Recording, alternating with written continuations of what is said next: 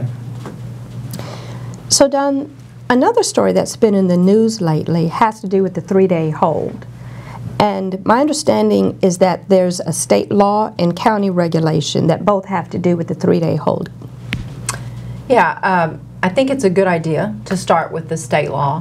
What Texas law says is that if a county has an animal control program that impounds animals, then they have to have a holding period. And the purpose of that is to give any owner a chance to reclaim their pet.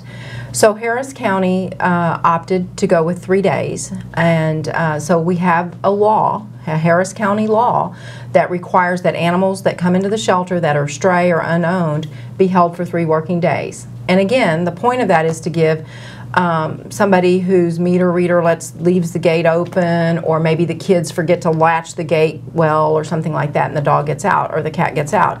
It gives them the opportunity to reclaim their dog before it's adopted or transferred to another adoption agency or euthanized. There's also been some conversation lately about a change to the 3-day hold, and that would have to do with animals, though, that need emergency medical care. Is that correct? That's correct, and just let me give you a little bit of background on that. Some of our rescue partners have been asking us for a while to let them pull animals that need urgent veterinary care from the shelter. And I had asked about being able to do that, and the legal opinion that I received said that I couldn't, that we had to hold them for 3 working days. And so because of that, we have started doing treatments in the shelter. Just like I explained with the Basset Hound with Hope, you know, she got antibiotics and she got pain medication. So we had the ability to do that. But in June, on June the 7th, Harris County Commissioners Court decided or voted to approve a way for approved rescue groups to transfer animals needing urgent veterinary care during the 3-day hold. So you had already looked into trying to see if there was a way to help rescue groups be able to get access to animals who needed emergency veterinary medical care? Oh, absolutely. I mean, we're here for the animals. We want to be able to help animals get out and get the care they need as soon as possible, but I have to do that in the context of the laws and the rules that Harris County has. Sure, sure, that makes sense. So with the animals that are injured, that we don't know who the owner is, any rescue group can come in and have that animal transferred, or is there a procedure that they have to go through?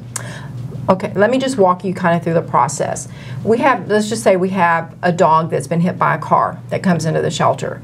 So what staff does is when it comes into the shelter, they look it over, they check for a microchip, they scan to try to see if it's got a microchip, they look to see if it has a collar or any kind of tag or identification on it. And then they also let our shelter veterinarian know, so she can examine the animal and do an assessment of its injuries and things like that. Good. If we have any idea of who the owner is, we start calling them immediately to let them know to come and get their animal, so they can take it to their own personal veterinarian for care.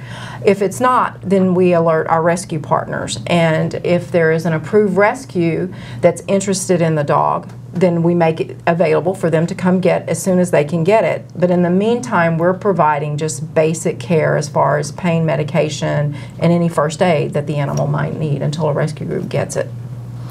So you mentioned that you notify the rescue groups if you're not able to determine who the owner is. How many rescue groups do you partner with? Right now we have a little over 100 rescue groups that we work with in Harris County.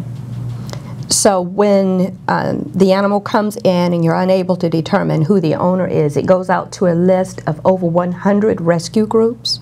It does, and we don't want to overwhelm them with every animal, so all of our animals are posted on a website called Pet Harbor, and anybody that has access to the internet can go look and see what animals we have. But for our approved rescue groups, we know, we've worked with them for years, we know what type of animal that they're looking for. And so we've created a report complete with photographs of those animals that we email to our rescue group. A lot of them look at that email, but they also go to Pet Harbor just to see if there's something else that they might be interested in. So this change to the 3-day hold, is that a good thing? Oh, I think it's a great thing. It's a way that the county can legally, without liability, let an animal go to a rescue group and receive veterinary care during that 3-day hold. It also protects the owner, because if the owner comes forward, then the rescue group has to relinquish the pet back to the owner. So it's a win-win for Harris County, it's a win-win for the rescue group, and it's a win-win for the owner as well. So everybody wins. Everybody wins. That's a good thing.